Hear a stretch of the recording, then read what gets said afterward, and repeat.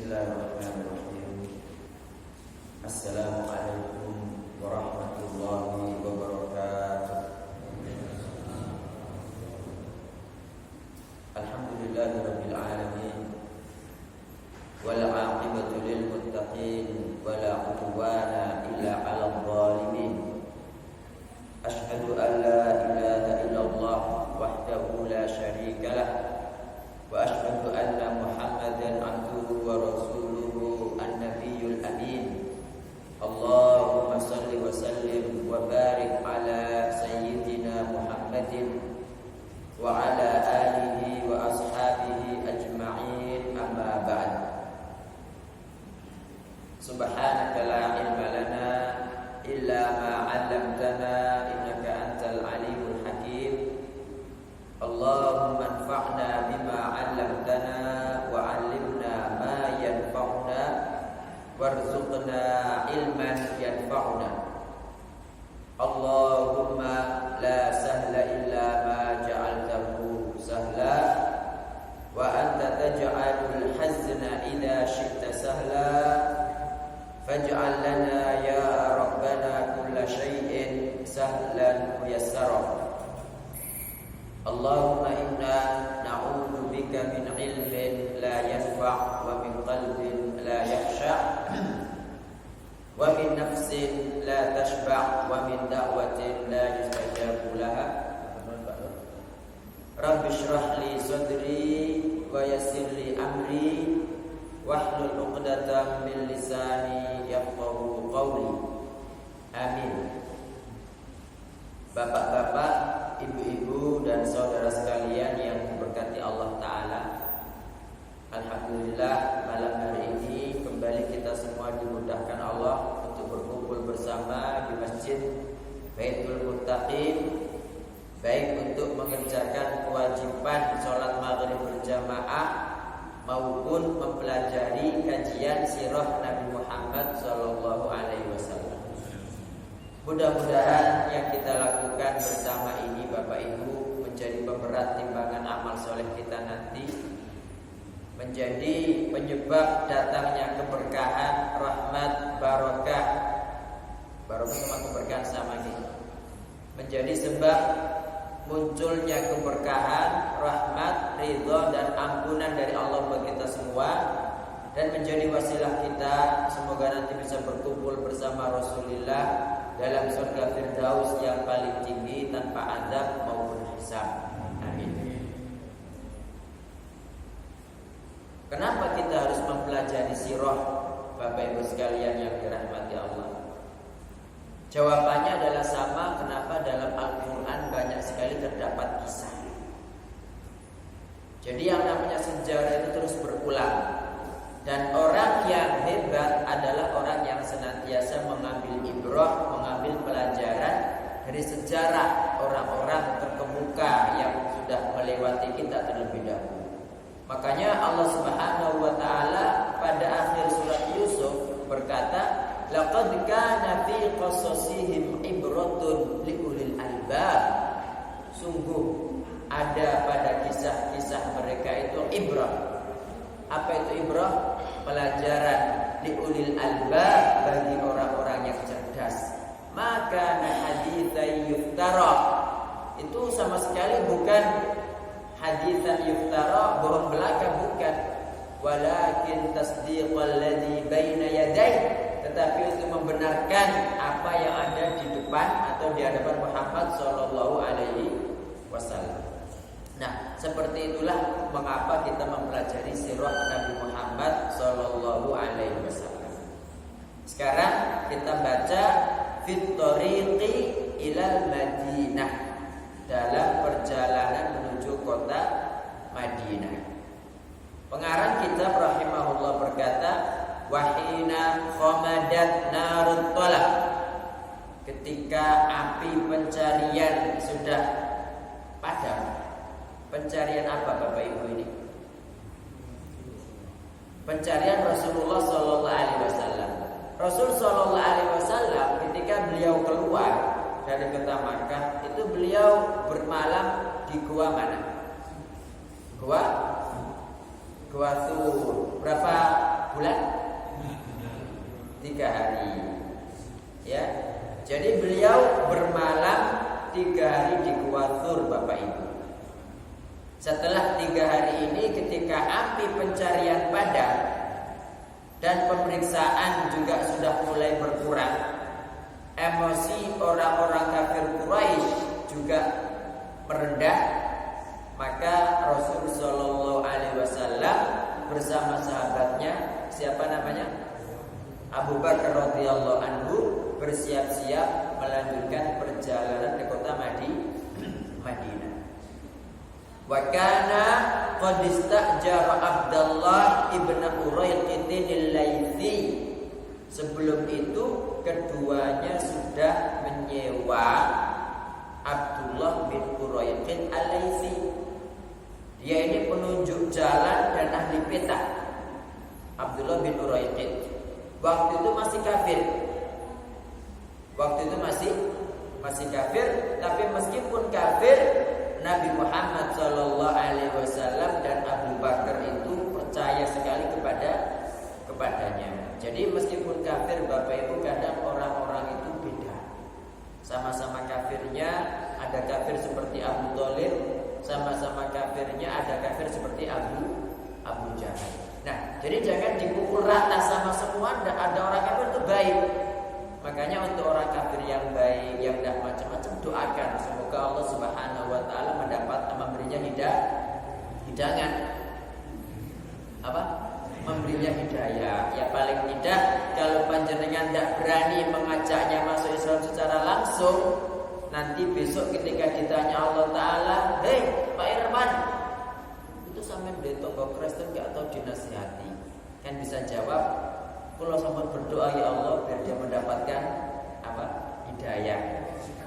Ya, seperti itu. Jadi Bapak Ibu sekalian yang dirahmati Allah Ta'ala, ketika panjenengan punya tetangga yang tidak muslim, memiliki rekan kerja yang tidak muslim, itu jangan dikira nanti gak dimintai pertanggungjawaban oleh Allah loh. Dimintai pertanggungjawaban. Makanya dalam surat Al-A'raf itu kan Allah berfirman, wa in qalat ummatun minhum lima ta'iduna qauma Allahu muhlikuhum aw mu'adzibuhum 'adzaban syadida qalu ma'dziratan ila rabbikum wa la'allahum yattaqun. Artinya apa itu? Jadi surat Al-A'raf ini Bapak Ibu sekalian menunjukkan 3 kelompok orang dari Bani Israel yang mereka itu tinggal di tepi laut, di Baitul Maqdis, di Palestina. Ilya namanya, Baitul Maqdis, Ilya, Yahudi mereka, Bani Israel. Ya, itu satu, ada kelompok yang putus asa. Pertama, kelompok yang mereka itu bermaksiat. Kan Allah Ta'ala itu menjadikan hari Sabtu sebagai hari ibadah, ya kan? Karena mereka milih sendiri. Dikasih Jumat tidak mau, mintanya Sabtu. Ya wis, karena kalau minta Sabtu diuji sama Allah Ta'ala. Mereka komitmen enggak, rupanya enggak. Ya. Jadi pada hari Sabtu itu mereka kan nelayan Bapak Ibu ya. Pada selain hari Sabtu itu ikannya masuk semua ke dalam, ke dasar lautan. Tapi ketika hari Sabtu itu ikannya itu munggut semua, atau munggut ya. Jadi mendem naik semua sampai kayak keperak-perakan begitu saking banyaknya. Nah, tergiur mereka sehingga ada yang berburu pada hari Sabtu ini. Yang kedua adalah kelompok yang putus asa. Ya, kelompok yang putus asa yang nanti berkata dalam ayat tadi. Dan kelompok ketiga adalah kelompok yang tidak berputus asa tapi senantiasa menasihati. Ketika Allah mengatakan wa in qalat ummatun minhum, ingatlah ketika sekelompok orang dari mereka berkata, lima ta'iduna qauman, kenapa kalian kok masih saja memberi nasihat kepada kaum Allahu muhlikuhum mu'adzibuhum, yang Allah pasti membinasakan mereka, au mu'adzibuhum adzaban syadidan, atau akan mengazab mereka dengan azab yang pedih. Mereka menjawab, qalu ma'dziratan ila rabbikum, sebagai bentuk ma'dzirah, pelepas tanggung jawab di sisi Rabb kalian, wala allahum yattaqun, dan mudah-mudahan saja mereka masih mau bertakwa. Jadi yang berkata, kenapa kalian kok memberi nasihat kepada kaum yang pasti akan dibinasakan Allah Ta'ala? Ini yang berbicara itu kelompok yang putus asa, ya, karena mereka mendapati mereka itu dilarang Allah tapi tetap berburu. Mereka berkata, wah kan nerokoi, jangan apa dinasihati barang percuma. Nah, sementara kelompok ketiga inilah yang paling mulia. Mereka senantiasa memberikan wasiat tawasau bil haqqi wa tawasau bis sabr. Ketika diingatkan, kenapa sih kalian kok masih memberikan nasihat? Wong mereka lo pasti mendapatkan siksa dari Allah Ta'ala. Jawabannya sebagai ma'dzirah, pelepas tanggung jawab. Satu, yang kedua, dan mudah-mudahan mereka masih mau bertakwa. Nah, yang menjadi pelepas tanggung jawab ini, Bapak Ibu sekalian, ketika jenengan melihat kemungkaran, ketika jenengan memiliki tetangga yang kafir misalnya, itu jenengan nanti ditanya sama Allah Ta'ala, apa kiprahmu ketika melihat kemungkaran kok diem saja? Apa kiprah sampai yang ketika melihat tetangga yang tidak menyembah Allah Ta'ala tapi kok dibiarkan saja? Jadi kita harus menyiapkan jawabannya seperti mereka tadi. Kenapa tetap melakukan nasihat? Qalu ma'dziratan ila rabbikum wa la'allahum yattaqun, ya, mudah-mudahan saja mereka tetap mau bertakwa. Dan yang kami lakukan ini sebagai pelepas tanggung jawab. Kalau nanti Allah menanyai kita ada jawaban, ya Allah, kami sudah menasihati mereka, sudah mengajak mereka, tapi mereka tidak mau. Berarti kan sudah lepas tanggung jawab sudah. Tapi kalau kita nggak melakukan apa-apa, gimana jawabnya nanti? Nah, itu loh Bapak Ibu sekalian. Ya.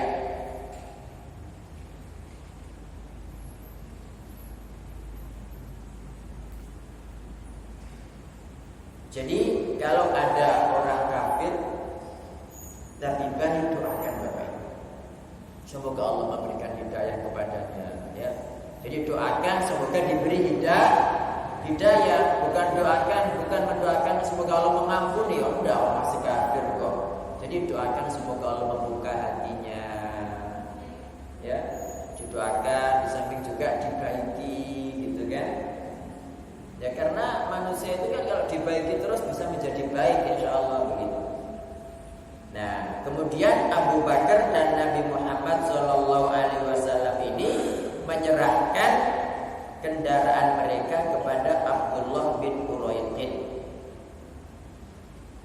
Keduanya berkata, nanti kita janjian di Gua Tur setelah 3 malam, bawa 2 kendaraan ini ke sana. Nah, ketika malam Senin, pada tanggal 1 malam Senin, ya, pada bulan Rabiul Awal, bertepatan dengan 16 September 622, Abdullah bin Uraiqin datang tepat waktu dengan 2 kendaraan itu. Kemudian Abu Bakar memberikan kepada Rasulullah SAW kendaraan terbaik dan mengatakan, khudh ihda rahilatayya hadaini, silakan diambil satu dari kendaraan ini wahai Rasulullah. Dan Abu Bakar memberikan yang terbaik. Apa jawaban Rasul? Bitsaman, iya, tapi nanti sesuai dengan harganya. Ya, jadi Rasul SAW itu begitu Bapak Ibu. Ini pelajarannya apa? Pelajaran pertama menunjukkan keutamaan Abu Bakar radhiyallahu anhu. Karena orang yang dipilih Nabi untuk menjadi teman perjalanannya hanya Abu Bakar. Yang kedua, betapa Abu Bakar itu sangat memuliakan Rasulullah sallallahu alaihi wasallam. Dan Abu Bakar ini Bapak Ibu adalah satu-satunya sahabat yang dia itu mempergunakan semua keluarganya untuk Islam. Dan Abu Bakar inilah satu-satunya sahabat yang bapak, ibunya, anaknya semuanya masuk Islam. Nah, ini Abu Bakar. Sementara anaknya yang bernama Asma binti Abi Bakar, dia datang menemui mereka di gua Tur itu dengan membawa sufroh, pakai sin. Kalau pakai shod, sufroh sama tapi artinya kuning. Sufroh itu Bapak Ibu kalau panjenengan lagi umroh, lagi haji, kemudian di Masjid Nabawi, Masjidil Haram ada kayak perlak, bukan perlak, plastik yang transparan itu digelar, dibuka, diisi roti, diisi kurma, itu namanya sufroh. Nah, sama, cuma sufroh yang dibawa Asma pada waktu itu gimana bentuknya, wallahu ta'ala a'lam. Yang jelas Asma binti Abi Bakar ini datang menemui mereka berdua membawa tempat makanan. Cuma lupa tempat makanan itu nggak diikat, Pak. Ketika keduanya berangkat, Asma datang untuk menggantungkan sufroh itu, loh, kok tiba-tiba nggak ada talinya gitu. Karena nggak ada tali, mencari kemana-mana nggak ada, akhirnya dia merobek ikat pinggangnya menjadi dua. Satu digunakan ikat pinggang, satunya lagi digunakan untuk nyancang dan gantungkan sufroh tadi. Makanya Asma itu dijuluki Dzatun Nitaqaini, wanita pemilik dua ikat pinggang. Pelajarannya apa? Wanita. Tetap dalam sejarah itu ada wanita-wanita yang pahlawan, Bapak Ibu. Dan wanita meskipun dia seorang yang lemah bukan berarti dia tidak bisa berjuang mempersembahkan sesuatu buat Islam, gitu kan? Ini Asma binti Abi Bakar, masya Allah bisa, meskipun dia bawa makanan, ya kemungkinan dia sendiri yang masak juga, gitu kan? Ya, jadi orang itu setiap Muslim dituntut untuk mempersembahkan sesuatu buat Islam sesuai dengan kapasitas kemampuan masing-masing. Kemampuannya masak, kemampuannya nyapu masjid, kemampuannya bikin panah, kemampuannya merawat angsa untuk busur itu bikin panah, monggo gitu kan. Kemampuannya itu ya merawat kuda, monggo. Jadi gunakan keahlian masing-masing itu untuk Islam. Karena Islam itu sangat menghargai orang yang berkarya, Bapak Ibu. Makanya kenapa Umar bin Khattab radhiyallahu anhu menjadikan awal Hijriah itu menjadikan tahun Hijriah itu lewat hijrahnya Rasul sallallahu alaihi wasallam. Bukan Isra Mi'raj dan lain sebagainya. Karena hijrah itu karya, gitu kan? Karena hijrah itu kan karya. Dan tentunya Bapak Ibu masih ingat kisah wanita hitam yang nyapu masjid kan? Masih ingat ya? Masih ingat Pak Irwan? Gimana ceritanya? Oh iya. Jadi mampunya adalah membersihkan masjid gitu. Kalau mungkin dia mampu untuk berperan seperti Khalid bin Walid, mungkin itu yang dia persembahkan ya. Jadi intinya Bapak Ibu, kita semua ini dituntut oleh Islam, dituntut Allah Subhanahu wa taala untuk mempersembahkan apa yang kita mampu buat Islam. Tunjukkan kepada Allah taala, ya Allah, inilah kemampuanku untuk Islam, begitu. Ya, malah dulu itu ada seorang wanita janda, dia tidak bisa memberi apa-apa kepada para mujahid. Dia bisanya hanya dari rambutnya itu digunakan untuk apa? Ada yang ceritanya enggak? Cuma dipanjangin rambutnya ya. Jadi digunakan untuk ikatan apa? Untuk anunya kuda itu.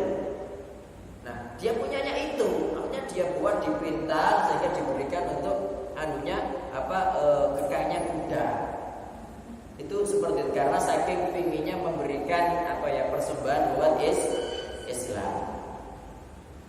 Tsummartahala Rasulullah sallallahu alaihi wasallam wa Abu Bakar radhiyallahu anhu. Kemudian Rasulullah sallallahu alaihi wasallam dan Abu Bakar terus berangkat. Berangkat ini diikuti Amir bin Fuhairah. Masih ingat siapa Amir bin Fuhairah, Bapak Ibu? Bukan, pemandu jalannya Abdullah bin Uraiqid. Amir bin Fuhairah ini yang membawa kambing-kambing ya untuk menutupi jejak mereka. Wa akhadha bihi mudalilu Abdullah ibn Uraiqid. Kemudian Abdullah bin Uraiqid membawa mereka semua melewati jalan pesisir. Pertama kali jalan yang dilewati setelah keluar dari goa itu adalah menuju arah selatan ke negeri Yaman. Setelah itu ke barat melewati pesisir hingga mereka itu melewati jalan yang tidak pernah dilewati manusia. Kemudian terus ke utara dekat dengan pesisir, dekat dengan Laut Merah. Jadi ini adalah jalan yang tidak pernah dilalui oleh manusia. Pelajarannya apa Bapak Ibu? Seorang muslim itu ketika mau melakukan suatu perkara besar, itu harus betul-betul matang perencanaannya. Ya seperti Nabi SAW ini jauh-jauh hari sudah mempersiapkan. Ada Abdullah bin Uraiqid, itu gimana mencarinya sebagai penunjuk jalan yang hebat. Ada Amir bin Fuhairah, ada Asma binti Abi Bakar, ada Abdullah anaknya Abu Bakar yang kemarin senantiasa membawa berita itu kan. Jadi malamnya itu bersama dengan Nabi Muhammad dan Abu Bakar, besoknya sudah bersama dengan orang-orang Makkah. Begitu. Jadi dipersiapkan semua, harus betul-betul matang. Dan rencana itu enggak harus cuma satu, harus ada dua minimal. Kalau misalnya rencana A enggak terjadi, langsung ganti ke rencana B. Seperti kisah pada perang apa? Perang Mu'tah. Nabi SAW kan mengatakan panglimanya Ja'far bin Abi Thalib. Kalau Ja'far meninggal diganti Abu Musa al-Asy'ari gitu kan. Kalau ini enggak Abu Musa meninggal diganti ini dan seterusnya. Jadi itu harus betul-betul matang. Nah makanya dalam apapun yang kita itu berusaha untuk apa? Untuk berkarya buat Islam harus matang, jangan gerutak-gerutuk, jangan angger melaku, tidak dipikir dulu matang-matang. Kalau begini kira-kira gimana, kalau begitu kira-kira begitu, gitu kan? Nah kalau perlu istikharah dulu, begitu. Nah kemudian Bapak Ibu sekalian, ada banyak peristiwa yang terjadi dalam perjalanan hijrah yang disebutkan dalam riwayat Bukhari dari Abu Bakar As-Siddiq radhiyallahu anhu berkata, asroina lailatana, kami pada waktu malam itu terus berjalan. Wa minal ghad, dan keesokannya juga berjalan, hatta qama qaimun adh-dhahira, sampai siang yang sangat panas. Jadi siang yang sangat panas itu matahari di atas kepala kita. Jalanan kosong, tidak ada seorang pun yang lewat, ya. Saking panasnya Bapak Ibu, tiba-tiba Allah Subhanahu wa taala memberikan, ya, tiba-tiba ada gitu loh. Ya, di tengah jalan itu ada batu karang yang memanjang. Batu karang memanjang sehingga bawahnya itu sangat bagus untuk dijadikan naungan dan beristirahat di sana. Bapak Ibu tahu enggak panasnya kota Makkah dan Madinah? Madinah itu panas sampai 60 derajat Celcius panasnya itu. Ya, panasnya minta ampun. Jadi kalau panjenengan pagi ya sampai jam 9 gitu aja di Madinah itu enggak pakai kaos kaki, enggak pakai vaselin, murni bibir enggak dikasih lip gloss, itu jam 9 itu Pak, jenengan itu tertawa itu langsung aduh gitu karena pecah tengah ini. Kemudian jempol kaki itu di dekat kulit pecah juga. Jadi kering sekali. Itu panas, ya. Nah ini dalam kondisi seperti itu, saking panasnya, nggak ada apa-apa di jalan, nggak ada pohon, panas sekali. Tiba-tiba kemudian alhamdulillah ada batu karang yang memanjang, yang mereka bisa beristirahat di bawahnya. Fanazalna indah, maka kami pun berteduh di bawahnya. Saya meratakan tempatnya untuk Nabi Shallallahu Alaihi Wasallam dengan kedua tanganku, kata Abu Hurairah, kata Abu Bakar, agar beliau tidur di atasnya. Jadi diratakan, ya diratakan biar enak digunakan untuk tidur, mungkin ada kerikil, ada batu, dihilangkan. Setelah itu dikasih kulit, ya. Kemudian Abu Bakar berkata, "Nam ya Rasulullah, tidurlah wahai Rasulullah." Dia tidak tidur Abu Bakar ini. Wa ana anqudu laka ma haulak, dan saya akan mengontrol ada musuh apa enggak, ada orang kafir enggak. Nah, beliau pun tidur. Ketika beliau tidur, Abu Bakar enggak tidur. Tiba-tiba ada penggembala Pak yang datang membawa kambing itu juga menuju batu yang mereka berteduh di sana. Rupanya penggembala itu juga ingin ngauk gitu kan. Saya bertanya kepadanya, "Liman anta ya gulam?" "Hei cung," gitu kan. "Hei nak, kau niki budake sapa?" Dia menjawab, "Li rajulin min ahlil Madinati aw Makkah." Saya budak milik seorang dari kota Madinah atau kota Makkah. Aku bertanya, kata Abu Bakar, "Afi ghanamika laban?" Kambing-kambing itu punya susu tak? Katanya iya. Nah, terus bertanya lagi, "Afa tahlib? Kamu bisa merah tak?" Katanya bisa. Akhirnya dia mengambil seekor kambing. Kata Abu Bakar, "Tapi bersihkan dulu loh. Ad-dar itu kapur, tahu kapur ya? Jadi tempat ambing-ambingnya itu loh Bapak Ibu. Bersihkan dulu ambingnya, hilangkan rambut-rambutnya, hilangkan kotorannya, hilangkan debu-debunya." Sampai seperti itu perhatian Abu Bakar radhiyallahu anhu. Setelah dibersihkan, kemudian diperah. Nah, Abu Bakar ini membawa idawah. Idawah itu semacam gerabah. Jadi tempat air terbuat dari kulit, ya. Kemudian dibawa kepada Nabi Shallallahu Alaihi Wasallam karena untuk minum dan sambil membawa susunya.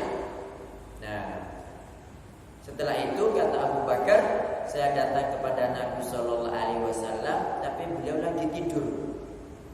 Saya nggak ingin membangunkan beliau. Tapi ketika datang, rupanya Nabi Shallallahu Alaihi Wasallam sudah terbangun. Kata Abu Bakar, "Fasobabtu minal ma'i ala labanin hatta barida asfaluh." Maka saya menuangkan air yang tak bawa itu ke susu tadi, biar bagian bawahnya dingin. Terus saya bilang, "Isyrab ya Rasulullah," minumlah ya Rasulullah. Kemudian Nabi Shallallahu Alaihi Wasallam minum. Setelah minum, beliau berkata, "Gak waktunya berangkat." Kata Abu Bakar, "Iya." Akhirnya mereka berangkat. Ini pelajarannya apa Bapak Ibu? Lagi-lagi keutamaan Abu Bakar radhiyallahu anhu. Ya, jadi Abu Bakar ini masya Allah perjuangannya itu. Jadi berkorban, mengorbankan jiwanya, hartanya, keluarganya untuk Islam. Makanya dalam istana surga, Bapak Ibu, kajian kita yang hadir aku lainnya itu kan Abu Bakar itu siapa? Orang yang masuk surga setelah Rasulullah Shallallahu Alaihi Wasallam. Begitu. Nah, kemudian peristiwa yang lain, Abu Bakar ini kan orang yang terkenal. Dikenal banyak orang karena dia seorang pedagang, Bapak Ibu. Pedagang itu kan berarti kan kenal banyak orang, pasar ini, pasar itu, gitu. Sementara Nabi Muhammad SAW ini jarang yang mengenal beliau. Dalam perjalanan itu ketemu orang. Orang itu bertanya, "Man hadzal rajulul ladzi baina yadayk?" Siapa orang yang bersamamu ini wahai Abu Bakar? Gimana jawabnya? Biar tidak bohong, tapi tidak mencelakakan. Nah, dalam Islam itu ada yang namanya tauriyah, Bapak Ibu. Tauriyah itu mirip-mirip bohong, ya, tapi tidak bohong. Misalnya begini, ada orang mencari Pak Irwan di rumah. Ya, dia tahu di rumah, tapi bohong juga ya. Pak Irwan di mana? Sama jadi di masjid wis, padahal di rumah. Nah, ini tauriyah Bapak Ibu. Tauriyah itu salah satu bagian dari ilmu balaghah yang kalau kita belajar bahasa Arab Arab itu. Jadi tauriah itu ada satu kata tapi memiliki dua makna. Kita memaksudkan makna yang kedua, tapi orang yang kita ajak bicara itu memaknainya dengan makna pertama. Ya, ketika Abu Bakar ditanya siapa orang ini, kalau Abu Bakar jujur, ini Rasulullah Muhammad jujur tapi goblok gitu kan. Nah gimana? Dia tidak bohong tapi nggak mencelakai Rasulullah Shallallahu Alaihi Wasallam. Nah kita itu kadang begitu. Ada perkara-perkara yang kita itu nggak boleh jujur, tapi jangan bohong, gitu kan? Apalagi bersama istri, Pak Irwan. Nah, ditanya jangan pernah bohong. Nah, langsung menang ibu-ibu. Ibu-ibu sehat nggih? Kata lanjutnya ini. Ya, jadi intinya Abu Bakar menjawab, hadin yahdi bisabil. Ini adalah penunjuk jalan yang menunjukkanku jalan ke kota Madiun. Di kota Madinah. Jadi ini adalah penunjuk jalan yang menunjukkanku jalan. Nah, orang yang bertanya itu pahamnya, oh ini penunjuk jalan yang menunjukkan ke jalan kota Madinah. Karena mereka memang menuju Madinah waktu itu. Loh, nah orang ini kok nggak ngerti. Karena mungkin dia dari Madinah. Karena waktu itu kan nggak ada WhatsApp, nggak ada Telegram, nggak ada telepon, nggak ada internet. Jadi belum tahu beritanya. Mungkin dia mau ke Makkah kan. Nah, tapi maksud Abu Bakar penunjuk jalan Islam, Bapak Ibu. Paham ya? Jadi penunjuk jalan yang dimaksud dengan jalan oleh Abu Bakar adalah Islam, tapi orangnya ini memahami jalan menuju kota Madinah. Jadi nggak bohong Abu Bakar itu namanya tauriyah. Namanya tauriyah. Kemudian ada kisah juga dengan Suraqah bin Malik. Bapak Ibu tahu siapa Suraqah bin Malik? Tahu gitu? Siapa Pak Irwan?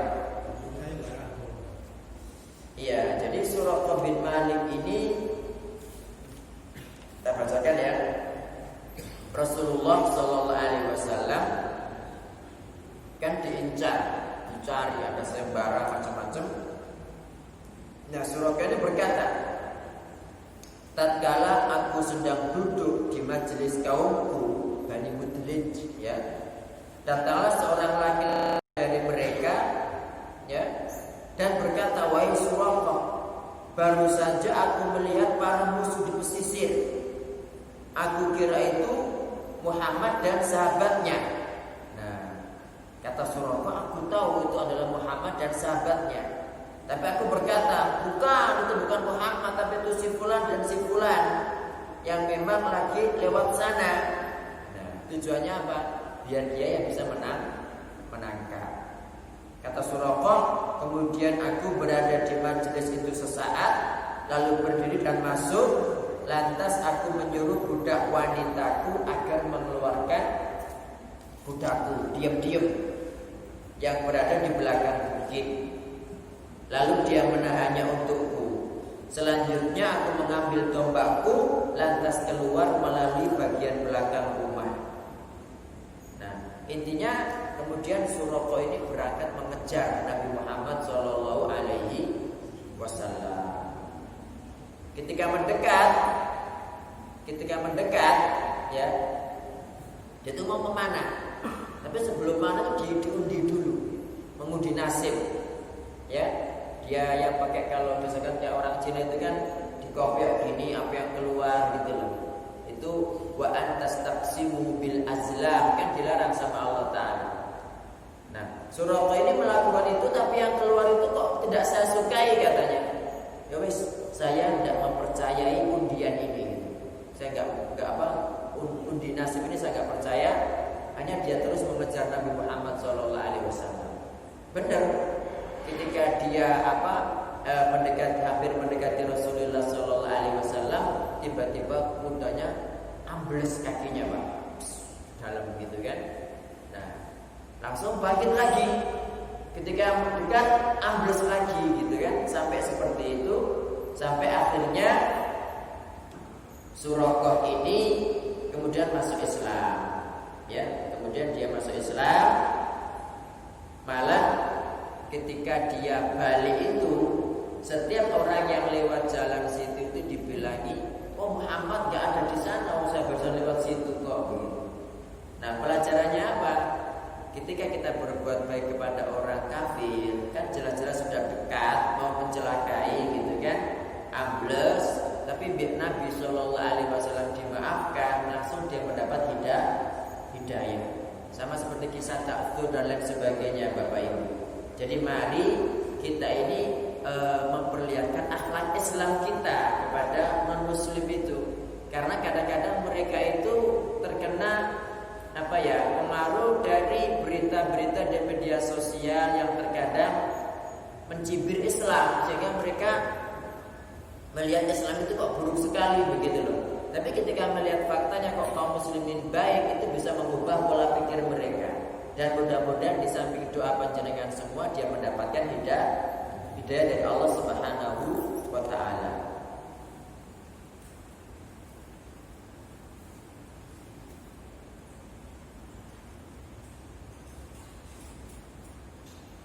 Ada pertanyaan Bapak Ibu? Kemudian ada peristiwa lain, yaitu peristiwa bersama Ummu Ma'bad. Ada yang pernah mendengar ceritanya? Ya, gimana cerita Pak Nur? Ya, jadi mereka terus melanjutkan perjalanan. Di tengah jalan itu mereka kok menemukan sebuah kemah. Ya, kemah milik Ummu Ma'bad. Abu Bakar dan Nabi Shallallahu Alaihi Wasallam bertanya kepadanya, hal indaha syai', punya sesuatu tak untuk dimakan atau diminum, gitu kan? Menjawab, wallahi law kana indana syai'un ma a'wazakumul qura wasya'i azim wa kanat sanatan syahba. Artinya, ya Allah, kalau kita punya sesuatu pasti sudah tak hidangkan. Ya ada cuma kambing itu loh, kambing masih perawan. Berarti kan gak keluar susunya kan? Nah, wis perawan kambingnya, apalagi kondisinya itu kering, kemarau, jadi gak ada yang dimakan. Andaikan dia itu bisa mengeluarkan susu saja, karena kondisinya kemarau kan kemungkinan gak ada susu. Apalagi ini masih perawan. Kemudian Rasulullah Shallallahu Alaihi Wasallam melihat ke kambing itu, dan memang kambingnya itu kambing yang disebutkan di sini khallafahal jahdu anil ghanam. Justru kambingnya ini itu ketinggalan sendirian di situ karena penyakitan gitu. Ditanya sama Nabi, ada susunya enggak kira-kira ya Allah gitu kan. Bos kambing begini kok ono susunya, enggak mungkin. Kata Nabi, boleh enggak kalau tak perah? Ya wis enggak apa-apa, be ada susunya gitu kan. Kalau memang ada silakan. Akhirnya sama Rasul sallallahu alaihi wasallam diusap ya ambingnya itu, kemudian membaca bismillah, berdoa, rupanya mengeluarkan banyak susu Bapak Ibu. Nah, kalau ini kan mukjizat, ini mukjizat memang. Akhirnya dimasukkan ke dalam wadah penuh, Nabi Shallallahu Alaihi Wasallam minum, Abu Bakar minum, dan sisanya diberikan kepada Ummu Ma'bad. Gak lama kemudian, ya, setelah Nabi dan Abu Bakar pergi, suaminya datang. Kemudian Ummu Ma'bad bercerita, loh, kan ada susu. Bertanya, dari mana susu ini? Wong kambing kita itu kambing yang perawan, kemudian tidak ada makanan, sangat susah. Kata Ummu Ma'bad, demi Allah tadi itu ada orang yang sifatnya begini dan begini. Menurut saya, kata si Abu Ma'bad, suaminya Ummu Ma'bad, itu jangan-jangan orang yang dicari oleh orang-orang Quraisy gitu ya. Nah, intinya kemudian mereka berdua ini masuk Islam. Begitu Bapak Ibu. Mungkin ada pertanyaan, silakan.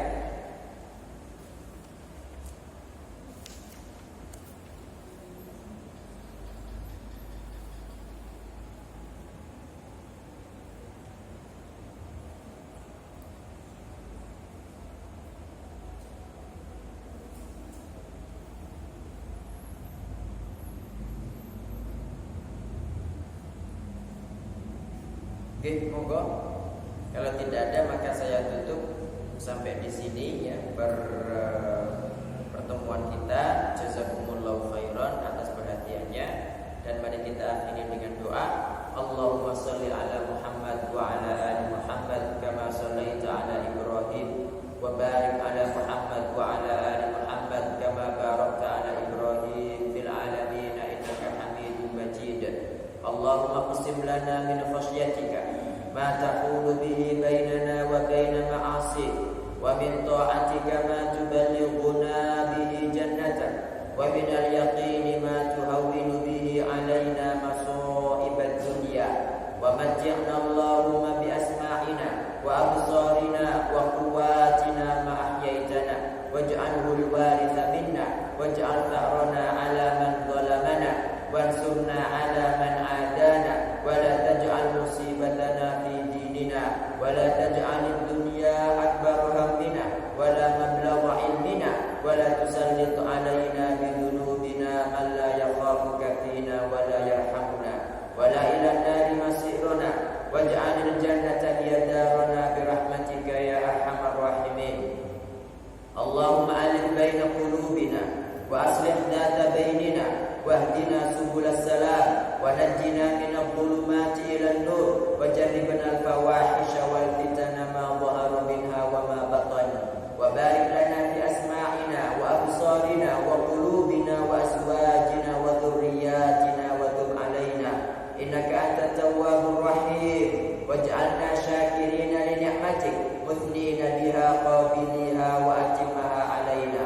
ربنا ظلمنا أنفسنا وإن لم تغفر لنا وترحمنا لنكونن من الخاسرين. اللهم إنا ظلمنا أنفسنا ظلما كثيرا ولا يغفر الذنوب إلا أنت فاغفر لنا مغفرة من عندك وارحمنا إنك أنت الغفور الرحيم.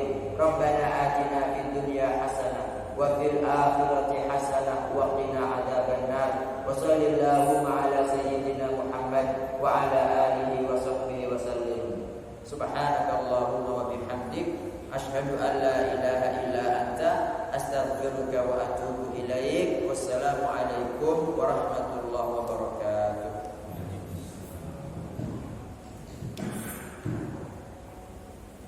جزاك الله خير.